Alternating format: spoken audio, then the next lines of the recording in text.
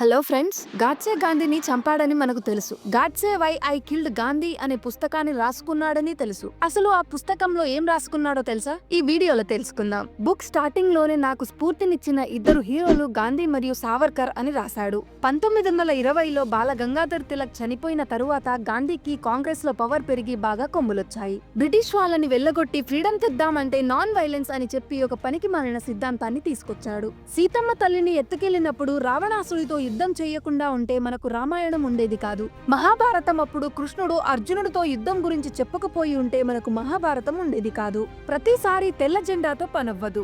అవతలి వాడు మన మాట వినని మూర్ఖుడైతే మూతి పగలగొట్టే తీరాలి. స్వతంత్రం కోసమే కదా శివాజీ అఫ్జల్ ఖాన్ గుండెల్ని చీల్చాడు.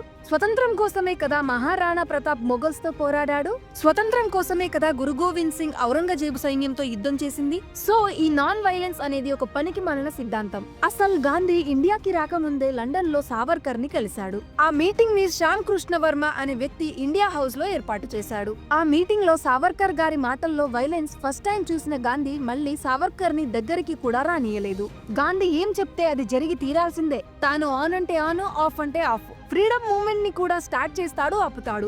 ఊపులో ఉన్న నాన్ కోఆపరేషన్ మూవ్మెంట్ ని ఆపేస్తాడు.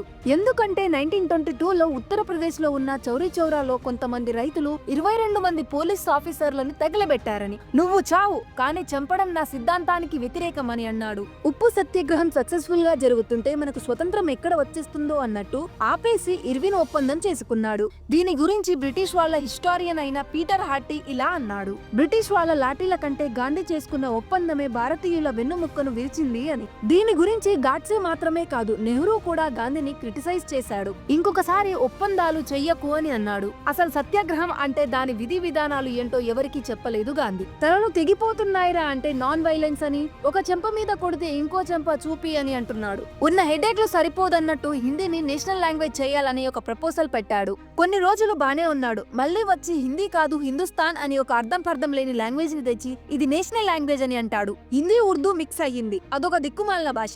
దానికి లిపి లేదు, మాట్లాడడానికి ఎవరికీ రాదు. దేశంలో ఆ భాష ఎవరికి రాదు.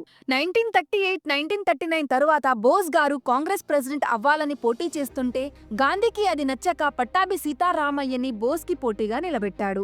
కానీ పట్టాభి సీతారామయ్య ఓడిపోయి బోసే పోటీలో గెలిచాడు. ఇది గాంధీకి నచ్చలేదు. గాంధీ కింద వర్కింగ్ కమిటీలో గోవింద్ వల్లభ్ పంత్, మౌలానా అబుల్ కలాం ఆజాద్, సర్దార్ వల్లభాయ్ పటేల్ అంతా ఉన్నారు. వాళ్ళందరినీ ఒప్పించి ఎన్నికల్లో గెలిచిన బోస్ ని కుర్చీ దింపి పట్టాభి సీతారామయ్యని కాంగ్రెస్ ప్రెసిడెంట్ చేశాడు. ఇంకా ఇండియా పాకిస్తాన్ పార్టీషన్ అప్పుడు పాకిస్తాన్ వెళ్లే ముస్లింస్ అంతా భారతదేశం బార్డర్ లో ఉన్న ఊర్లపై పడి హిందువులను ఊచకోత కోశారు.